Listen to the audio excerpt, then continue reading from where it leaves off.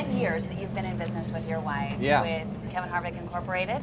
Yes. What's changed between when you started your business and today? Well, it's an interesting dynamic just for the fact that, when you talk about KHI, everybody thinks that it's the nationwide teams and the truck teams, but really all of my personal stuff as far as homes and all the different things that you have on a personal side run through there as well, and Oh, wow. and all your driver stuff comes through there as well. So there's a lot more to KHI than just the race team part of it. It's all the stuff I do on the personal side as well.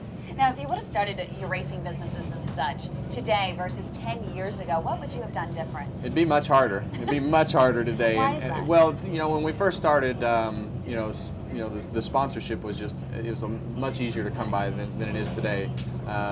People are looking for a much different return on their investment than they were back 10 years ago. So for us, it would be much harder to start today because the amount of time and money that it takes to get everything established, you'd have to basically buy all that today, where you had a lot of sponsorship to help you buy that in the past.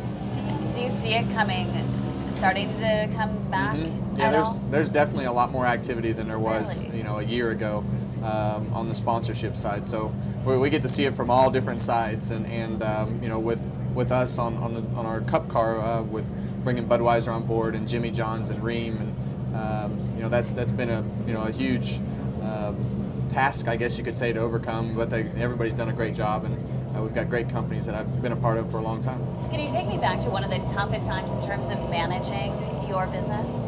Yeah, I'd say that was probably a couple years ago when all the car manufacturers were going through their tough times, and everybody had major cutbacks in the middle of the year. So with our sport being so far planned out, to have major cutbacks in the middle of the year affects how many employees you have, how much you're spending on racing, and the things that you have to do to make those adjustments usually aren't what you want to do, and that's cut back in spending, cut back in people, and so that was definitely the hardest time, because you have everything set over the winter, and when you get to June or July and you get something like that to happen, you have to make major changes. It tests who you are as a company, but I think it's made us better. So what did you learn from that experience that has helped you to prepare for the future? What are you doing differently? Just to really, really pay attention to what you're spending and how much you're spending on each item, and we're just much more thorough in each category, I guess you could say, as far as your budget would go, just because of the fact that that there might be, whether it's $5 or $500,000, it all adds up at the end of the year. And the best advice you've ever gotten, who is your business mentor, and what did he or she tell you that really sits with you still today? Well, I don't know it was the best advice, but it was probably the funniest.